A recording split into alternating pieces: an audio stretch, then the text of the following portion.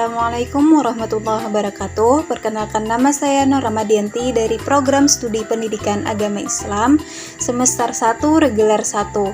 Video ini saya buat untuk memenuhi tugas ujian akhir semester mata kuliah Pancasila yang diajar oleh Ibu dosen Hafizatul Munawarah MPD. Di sini saya akan menjelaskan tentang Pancasila.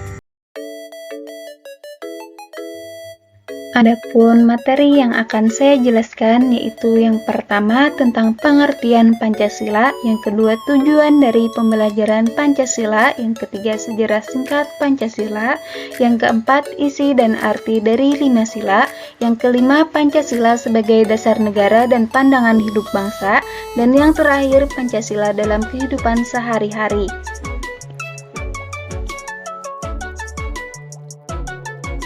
Langsung saja kita ke materi yang pertama, yaitu pengertian Pancasila.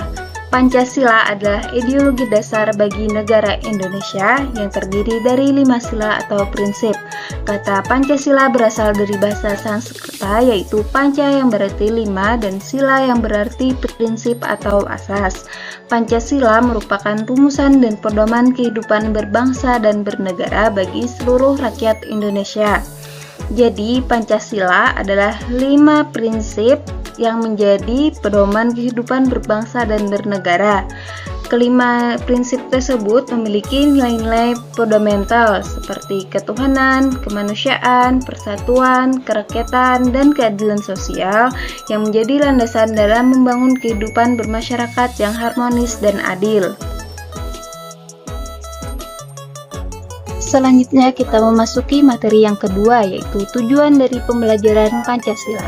Pendidikan Pancasila bertujuan untuk menghasilkan peserta didik yang beriman dan bertakwa terhadap Tuhan Yang Maha Esa dengan sikap dan perilaku, serta yang pertama, memiliki kemampuan untuk mengambil sikap yang bertanggung jawab sesuai dengan hati nuraninya, yaitu mengacu pada sikap moral individu untuk bertindak benar dengan mempertimbangkan dampak yang akan dihadapinya. Yang kedua, yaitu memiliki kemampuan untuk mengenali masalah hidup dan kesejahteraan serta cara-cara pemecahannya, yaitu kecakapan memahami dan menyelesaikan persoalan kehidupan secara bijak demi meningkatkan kualitas hidup. Yang ketiga, mengenali perubahan-perubahan dan perkembangan ilmu pengetahuan, teknologi, dan seni, yaitu kesadaran untuk mengikuti perubahan zaman serta memanfaatkan ilmu teknologi dan seni untuk kemajuan. Yang keempat, memiliki kemampuan untuk memaknai peristiwa sejarah dan nilai-nilai budaya bangsa untuk menggalang persatuan Indonesia, yaitu pemahaman terhadap sejarah dan nilai budaya bangsa sebagai sarana memperkuat identitas nasional dan persatuan. Selanjutnya materi yang ketiga, yaitu sejarah singkat Pancasila. Tanggal 29 dan 31 Mei 1945, Muhammad Yamin dan Supomo mengusulkan rumusan 5 poin dasar negara dalam sidang BPUPKI. Di sini Muhammad Yamin mendapatkan kesempatan yang pertama untuk mengusulkan rumusan 5 poin tersebut. Usulan beliau adalah yang pertama, pri kebangsaan, kedua pri kemanusiaan, yang ketiga pri ketuhanan, yang keempat pri kerakyatan, dan yang kelima kesejahteraan rakyat. Selanjutnya Supomo mengusulkan rumusan 5 poin dasar negara. Usulan beliau adalah yang pertama kesatuan, kedua kekeluargaan, ketiga keseimbangan lahir dan batin, keempat musyawarah, dan yang kelima keadilan rakyat. Tanggal 1 Juni 1945, Insinyur Soekarno menyampaikan pidato gagasan dasar negara Pancasila dalam sidang BPUPKI. Dalam sidang ini diajukan oleh Soekarno secara lisan usulan 5 asas dasar negara sebagai berikut. Yang pertama, nasionalisme atau kebangsaan Indonesia, kedua internasionalisme atau perikemanusiaan, yang ketiga mufakat atau demokrasi, yang keempat kesejahteraan sosial, dan yang kelima ketuhanan yang berkebudayaan. Untuk usulan tentang rumusan dasar negara tersebut Beliau mengajukan usul agar dasar negara tersebut diberi nama Pancasila, yang dikatakan beliau istilah itu atas saran dari seorang ahli bahasa. Usulan tersebut secara bulat diterima oleh sidang di PUPKI dan 1 Juni dinyatakan sebagai hari lahirnya Pancasila. Pada tanggal 22 Juni 1945, rumusan Pancasila ditetapkan dalam Piagam Jakarta. Pada tanggal ini, Panitia 9 BPUPKI berhasil merumuskan Piagam Jakarta yang berisi rumusan awal Pancasila sebagai dasar negara Indonesia. Piagam ini menjadi hasil kompromi antara golongan nasionalis dan golongan Islam dengan sila pertama berbunyi ketuhanan dengan kewajiban menjalankan syariat Islam bagi pemeluk-pemeluknya. Piagam ini menjadi dasar awal pembentukan negara Indonesia yang merdeka.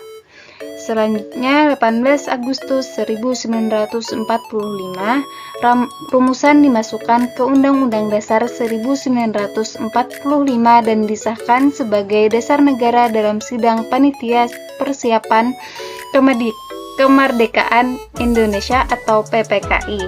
Dalam sidang ini, Pancasila yang diambil dari Piagam Jakarta mengalami perubahan, khususnya pada sila pertama, yaitu untuk mengakomodasi keberagaman agama di Indonesia. Kalimatnya adalah dengan kewajiban menjalankan syariat Islam bagi pemeluk-pemeluknya diubah menjadi ketuhanan yang Maha Esa.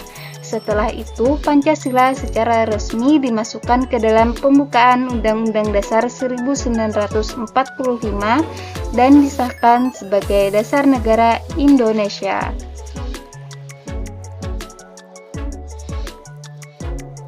Selanjutnya, materi yang keempat yaitu isi dan arti dari 5 sila. Yang pertama, ketuhanan yang Maha Esa. Meyakini dan percaya terhadap Tuhan yang Maha Esa sesuai dengan agama dan kepercayaan masing-masing serta menjaga toleransi antar umat, yaitu mengajarkan pentingnya keyakinan terhadap Tuhan berdasarkan agama atau kepercayaan masing-masing tanpa memaksakan keyakinan kepada orang lain. Yang kedua, kemanusiaan yang adil dan beradab, mengakui adanya harkat serta martabat manusia dan menjunjung tinggi nilai kemanusiaan dan keadilan. Mengakui bahwa setiap manusia memiliki nilai dan hak yang sama tanpa diskriminasi serta berkomitmen untuk memperlakukan semua orang dengan adil. Yang ketiga, persatuan Indonesia, menekankan pentingnya persatuan dan kesatuan bangsa di atas kepentingan pribadi atau golongan. Di sini menempatkan kepentingan bersama sebagai prioritas utama untuk menjaga integritas bangsa dengan mengutamakan persatuan di atas perbedaan individu atau kelompok. Yang keempat, kerakyatan yang dipimpin oleh hikmat kebijaksanaan dalam permusyawaratan perwakilan, mengedepankan demokrasi melalui musyawarah mufakat untuk mencapai keputusan bersama, yaitu menghormati proses pengambilan keputusan secara kolektif dengan cara musyawarah yang melibatkan seluruh pihak sehingga tercapai kesepakatan yang adil dan dapat diterima. Yang kelima, keadilan sosial bagi seluruh rakyat Indonesia. Seluruh rakyat berhak mendapatkan perlakuan adil, baik dalam kebudayaan, agama, suku, politik, hukum, ekonomi, dan sebagainya, yaitu menggarisbawahi pentingnya keadilan sosial, di mana setiap orang memiliki hak yang sama untuk diperlakukan adil.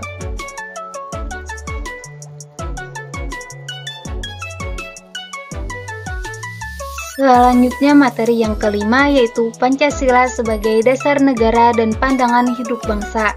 Yang pertama, Pancasila sebagai dasar negara. Pancasila memiliki kedudukan yang istimewa dalam sistem hukum dan tatanan pemerintahan Indonesia. Pancasila diakui sebagai ideologi negara dan menjadi landasan utama bagi penyusunan konstitusi Indonesia. Pancasila menjadi pijakan utama dalam menjalankan pemerintahan dan mengatur kehidupan berbangsa dan bernegara dengan menghargai, memahami, dan mengamalkan Pancasila. Indonesia juga berusaha untuk mencapai cita-cita seperti negara yang adil, makmur, dan berdaulat. Yang kedua, Pancasila sebagai pandangan hidup bangsa. Pancasila adalah seperangkat nilai dan prinsip yang membimbing perilaku, moralitas, dan etika hidup individu dalam masyarakat Indonesia. Kelima sila dalam Pancasila menjadi dasar bagi nilai kebenaran, kejujuran, persatuan, dan keadilan. Jadi Pancasila mengajarkan untuk hidup berdasarkan keyakinan kepada Tuhan Yang Maha Esa, menghormati martabat kemanusiaan dan berperilaku adil serta beradab dalam segala aspek kehidupan, dan membimbing individu untuk hidup dengan nilai-nilai yang luhur. Selanjutnya kita memasuki materi yang terakhir, yaitu Pancasila dalam kehidupan sehari-hari. Sila yang pertama, berdoa dan bersyukur setiap hari. Sikap ini mencerminkan rasa syukur dan kesadaran akan keberadaan Tuhan Yang Maha Esa. Toleransi beragama, menghargai dan menghormati agama dan kepercayaan orang lain. Sila yang kedua, bersikap sopan dan ramah. Sikap sopan dan ramah kepada siapapun, termasuk kepada orang asing, mencerminkan sikap yang beradab, menghindari diskriminasi, mengajarkan kita untuk tidak membedakan atau memandang rendah orang lain. Sila yang ketiga, berpartisipasi dalam kegiatan gotong royong. Gotong royong adalah sikap saling membantu dan bekerja sama dalam kegiatan bersama untuk mencapai tujuan yang lebih besar. Menghargai keberagaman budaya. Sikap menghargai dan mengenali keberagaman budaya di Indonesia sebagai kekayaan bersama tanpa merasa lebih baik atau lebih rendah dari budaya lain. Sila yang keempat, yaitu aktif berpartisipasi dalam musyawarah. Sikap aktif dalam musyawarah dan memberikan pendapat konstruktif untuk mencapai keputusan bersama yang lebih baik.